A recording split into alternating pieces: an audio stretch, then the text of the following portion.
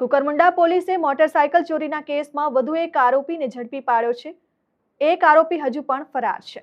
કુકરમુંડા પોલીસને મળેલ ચોક્કસ બાતમીના આધારે મોટરસાયકલ ચોરીના ગુનામાં વોન્ટેડ આરોપી સોનુ ઉર્ફે શાહરુખ લતીફ હિદાયત પઠાણ, જે ગરીબ નવાઝ કોલોની અને જિલ્લો નંદુરબાર મહારાષ્ટ્રથી તેને ઝડપી પાડવામાં આવ્યો. પોલીસને માહિતી મળી હતી કે આરોપી શાહદાથી અક્કલકુવા તરફ પેસેન્જર ઓટો રિક્ષામાં જઈ રહ્યો છે, જેના આધારે કુકરમુંડા પોલીસની ટીમે મટાવલ પોલીસ ચેકપોસ્ટ ખાતે વાહન ચેકિંગ ગોઠવ્યું હતું. ચેકિંગ દરમિયાન ઓટો રિક્ષાની તપાસ કરતા આરોપી મળી આવતા તેની અટકાયત કરવામાં આવી હતી.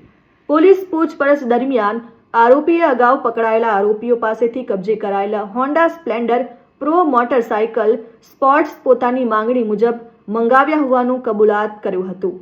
ત્યારબાદ પોલીસે તેની વિધિવત ધરપકડ કરી વધુ તપાસ હાથ ધરી છે. ત્યારે ઉલ્લેખનીય છે કે આ જ કેસમાં અગાઉ ફરદીન મહેમૂદ પઠાણ, રેહાન જાકીર પિંજારી અને ભપ્પુ ઉર્ફે અરબાઝ સફી પિંજારીની ધરપકડ કરવામાં આવી. જ્યારે આ ગુનામાં સંડોવાયેલ સલમાન નામનો આરોપી, જે અક્કલકુવા તાલુકાનો રહેવાસી હોવાનું જાણવા મળ્યું છે, તે હજુ પણ ફરાર છે. પોલીસે તેની શોધખોળ માટે વિવિધ ટીમો કાર્યરત કરી હોવાનું જણાવ્યું છે. હંસરાજ પાડવી સાથે દીપેશ વડવી, આરએન ન્યૂઝ, તાપી.